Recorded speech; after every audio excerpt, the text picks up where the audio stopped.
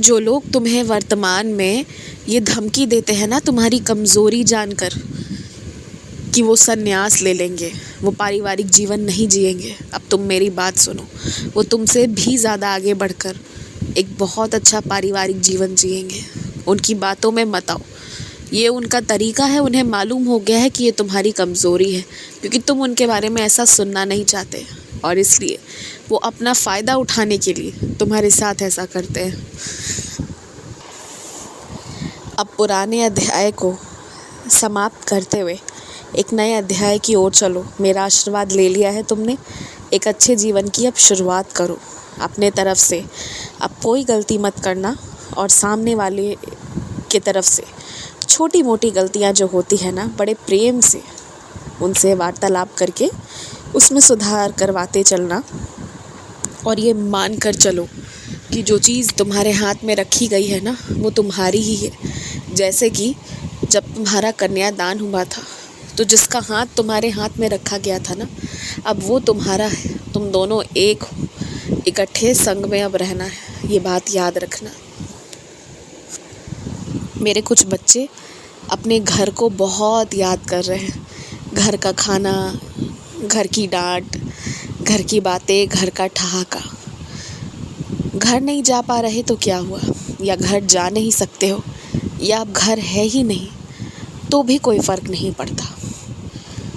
तुम मेरी शिरडी आ जाओ। मेरी शिरडी तुम्हारा घर ही है। जब तुम मेरी शिरडी आओगे ना, तो तुम्हें मेरी द्वारका माई में वैसा ही एहसास होगा जैसा तुम्हें तुम्हारे आंगन में होता था।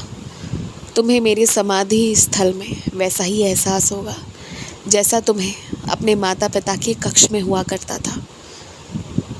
जब भी तुम्हें ऐसा लगे ना, बहुत याद आए, तो भाग कर मेरी शिरडी आ जाया करो। तुम अकेले अपने आप को कभी नहीं पाओगे, तुम अकेले हो भी नहीं।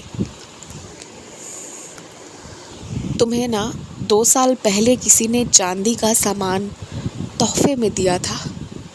तुम उसे पाकर बहुत खुश भी हुए थे कि तुम्हें चांदी का सामान मिला है, परंतु तुमने कभी उसे धारण नहीं किया। और उस चांदी के सामान में ना, जिस डब्बे में वो रखा गया था, उसी का रंग अब लग चुका है, वो थोड़ा सा खराब हो चुका है। तुम उसे पुनः, जहाँ आभूषण बेचे जाते हैं ना, वैसी किसी दुकान में जाओ और उसे थोड़ा ठीक करा लो और फिर तुम उसे पुनः धारण कर सकते हो। वो पुनः धारण करने योग्य हो जाएगा। हाँ, ये सच है कि वो चांदी का आभूषण बहुत महंगा नहीं था, बिल्कुल महंगा नहीं था। लेकिन ये भी सच है कि वो एक बहुत अच्छे लोगों द्वारा तुम्हें दिया गया है।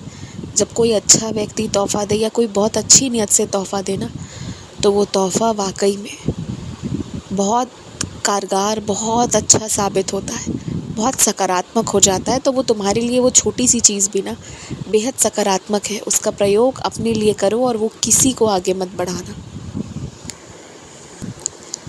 मैं तो बहुत दंग हूँ तुम्हारी इस सबूरी को देखकर। तुम्हें भी तो यही लग रहा है ना कि साई लेते जा रहे हो आप मेरी परीक्षा। हाँ, ली मैंने तुम्हारी परीक्षा, परंतु मैं तुम्हारी सबूरी और तुम्हारे विश्वास को देखकर दंग रह गया, क्योंकि पिछले कई वक्त से तुम तरीके से मेरी सच्चरित्र का पारायण भी नहीं करते। ना मेरे सामने बैठते हो, ना मेरा मंत्र जाप करते हो, परंतु इतना भरोसा है तुम्हें मेरे ऊपर।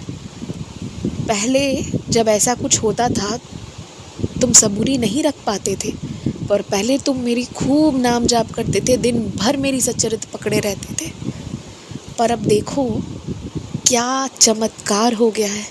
अब अंदर से तुम्हारा भरोसा कितना दृढ़ हो गया है, जो मुझे आश्चर्य में डाल दिया है। और इसी विश्वास के लिए ना मैं तुम्हारा सदैव ऋणी रहने वाला हूँ। ना घबराते हो, ना परेशान होते हो। अब सब मेरे ऊपर छोड़ दिया है तुमने। और आज तुम्हारे परीक्षा का अंत होता है।